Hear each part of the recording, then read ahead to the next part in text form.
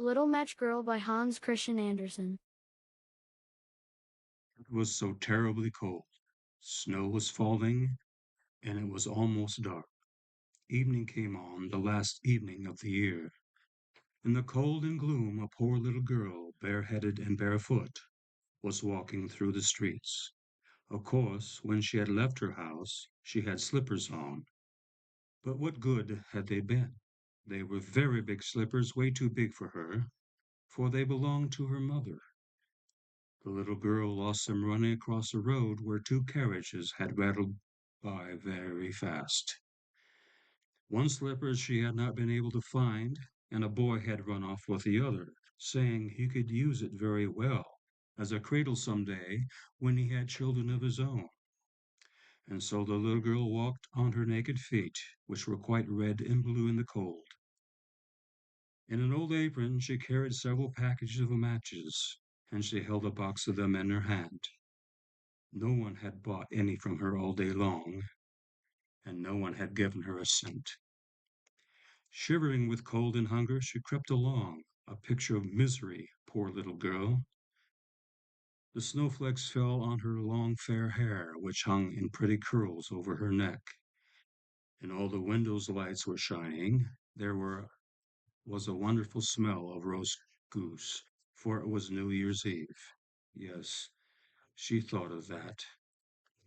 In a corner formed by two houses, one of which projected farther out into the street than the other, she sat down and drew up her little feet under her.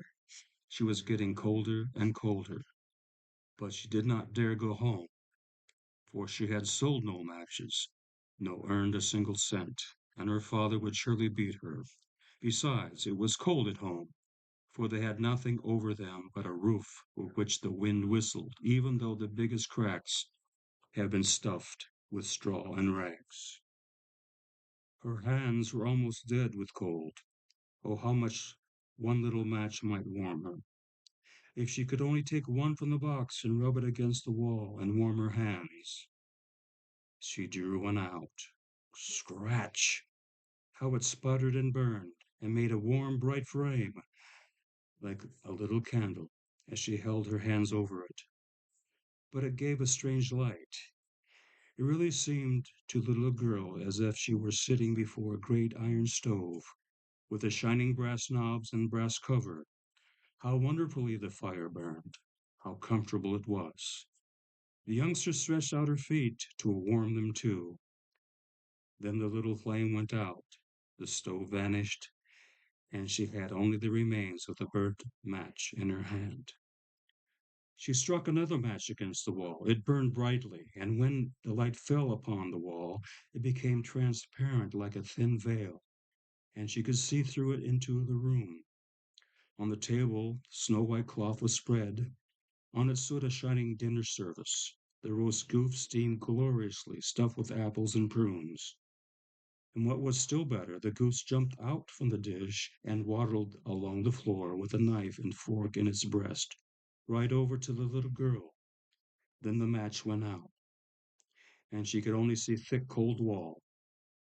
She lighted another match. Then she was sitting under the most beautiful Christmas tree. It was much larger and much more beautiful than the one she had last seen last Christmas through the glass door at the rich merchant's home. Thousands of candles burned on the green branches, and colored pictures like those in the print shops looked down at her. The little girl reached both her hands towards them. Then the match went out. But the Christmas lights mounted higher. She saw them now as bright stars in the sky. One of them fell down, forming a long, long fire. Now someone is dying, thought the little girl, for her old grandmother, the only person who had loved her, and who was now dead, had told her that when a star fell down, a soul went up to God.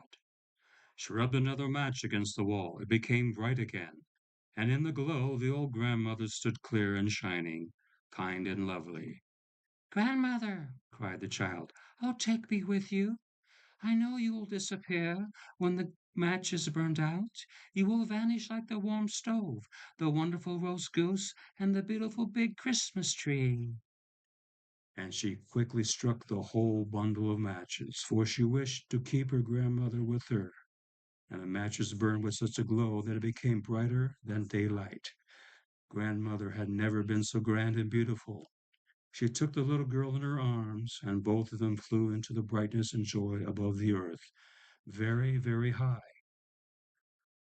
And up there was neither cold, nor hunger, nor fear. They were with God. But in the corner, leaning against the wall, sat the girl with red cheeks and smiling mouth, frozen to death on the last evening of the old year. The New Year's sun rose above the little pathetic figure. The child sat there, stiff and cold, holding the matches, of which one bundle was almost burned. She wanted to warm herself, the people said.